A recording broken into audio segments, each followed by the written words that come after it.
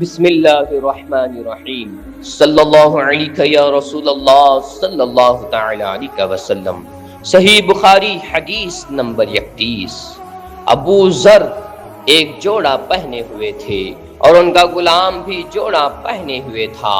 میں نے اس کا سبب دریافت کیا تو کہنے لگے کہ میں نے ایک شخص یعنی غلام کو برا بھلا کہا تھا اور اس کی ماں کی غیرت دلائی یعنی گالی دی، تو رسول اللہ صلی اللہ علیہ وسلم نے یہ معلوم کر کے مجھ سے فرمایا، اے ابو ذر، تو نے اسے ماں کے نام سے غیرت دلائی، بے شک تجھ میں ابھی کچھ زمانہ جاہلیت کا اثر باقی ہے۔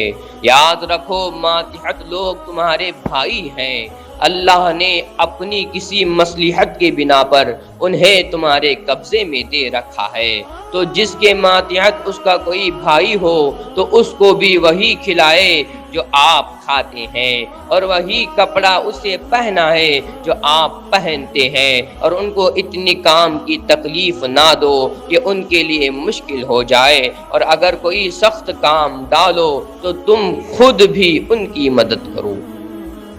حدیث نمبر 32۔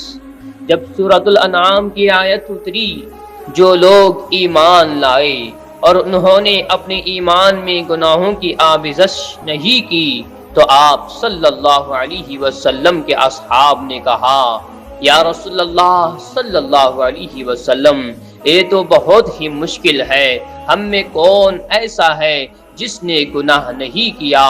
تب اللہ پاک نے سورہ لقمان کی یہ آیت اتاری، ان الشرک لظلم عظیم، کہ بے شک شرک بڑا ظلم ہے۔ حدیث نمبر 33۔ آپ صلی اللہ علیہ وسلم نے فرمایا، منافق کی علامتیں 3 ہے، جب بات کرے جھوٹ بولے، جب وعدہ کرے اس کے خلاف کرے، اور جب اس کو امین بنایا جائے تو خیانت کرے۔ حدیث نمبر 34۔ رسول اللہ صلی اللہ علیہ وسلم نے فرمایا کہ 4 عادتیں جس کسی میں ہو تو وہ خالص منافق ہے، اور جس کسی میں ان 4 میں سے ایک عادت ہو تو وہ بھی نفاق ہی ہے، جب تک اسے نہ چھوڑ دے۔